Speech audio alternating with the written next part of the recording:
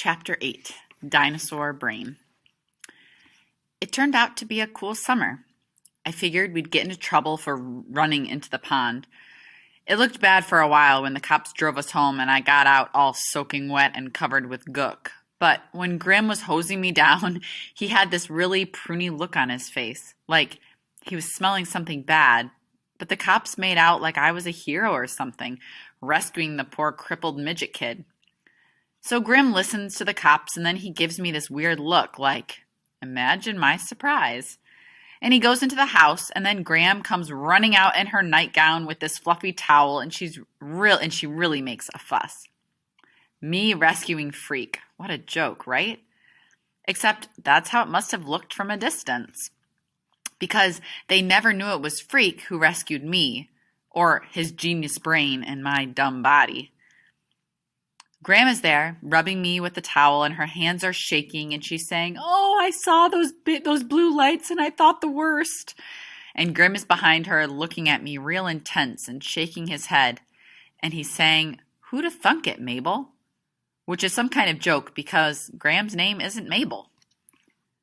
Anyhow, they take me inside, and the first thing Graham does is give me a bowl of ice cream. And Grim, he keeps shaking his head, and he goes, "What this young man needs is a cup of coffee, real coffee."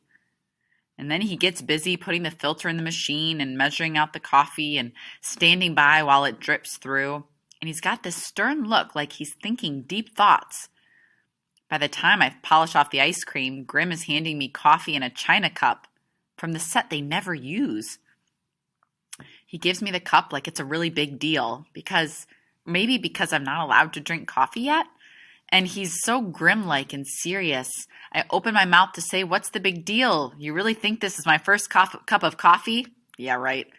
And something happens and the words come out. "Thank you, sir." And it's like I'm possessed or something. I have no idea where the things I'm saying are coming from and why. I go, "Thanks for the towel, Graham, and the ice cream. Could I have sugar in the coffee? 2 teaspoons, please?" And Grim claps his hands and he says, "Of course you can, son." And it's like, whoa, because he never calls me that. Always Max or Maxwell or that boy.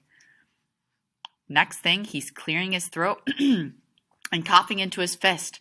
And Graham is looking at the two of us and she gets this Graham-like glow, like this is how it's supposed to be.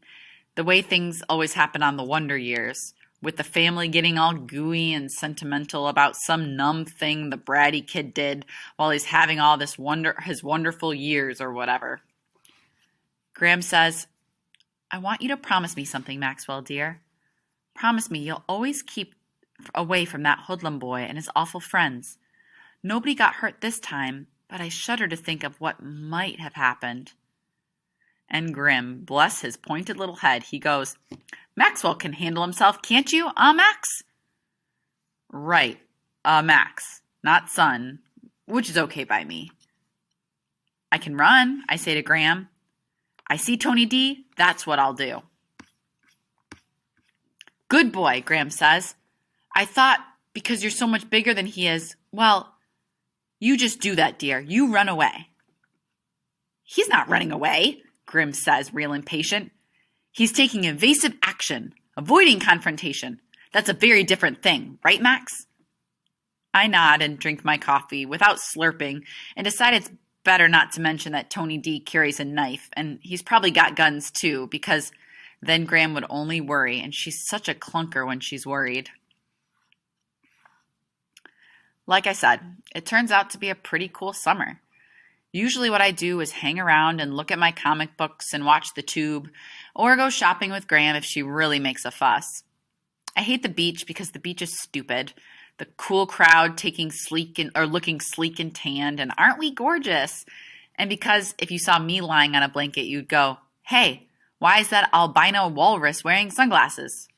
So I mostly just vegetate in the basement and pick my navel, to quote Grim, Mr. Belly Button Lint himself.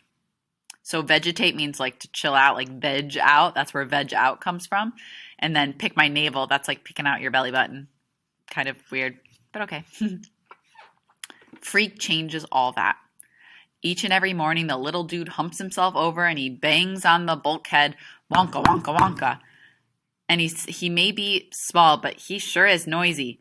Get out of bed, you lazy beast! There are fair maidens to rescue, dragons to slay, which is what he says every single morning. Exactly the same thing.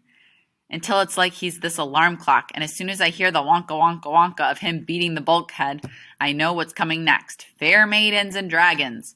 And Freak with that wake up the world grin of his, going, hurry up with the cereal. How can you eat that much, you big ox? Come on, let's do something. He's so full of ever-ready energy you can practically hear his brain humming, and he can never sit still. Ants in the pants, I say one morning when he's ready to yank the cereal bowl off the table. He's in such a hurry to do something, and he goes, what? And I go, you must have ants in your pants. And he gets this funny look, and he goes, that's what the fair Gwen always says. Did she tell you to say that? And I shake my head and finish the cereal real slow. And Freak goes, for your information, there are 2,247 known subspecies of Hymenopteran insects, Latin name for Mysidae, and none of them are in my pants. So that's what ants are actually called, which cracks me up, even though I don't understand a word he's saying. I propose a quest, he says. We shall journey far to the east and see what lies there. By now, I know what a quest is, because Freak has explained the whole deal. How it started with King Arthur trying to keep all his knights busy by making them do things that proved how strong and brave and smart they were. Or sometimes how totally numb, because how else can you explain dudes running around inside big clanky tin cans and praying all the time? Which I don't mention to Freak, because he's very sensitive about knights and quests and secret meanings. Like how a dragon isn't really just a big slimy fire-breathing monster. It's a symbol of nature or something. A dragon is fear of the natural world, Freak says. An archetype of the unknown. I go, what's an archetype?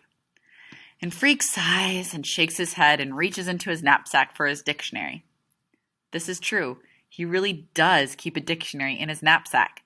It's his favorite book, and he pulls it out like Arnold Schwarzenegger pulling out a machine gun or something.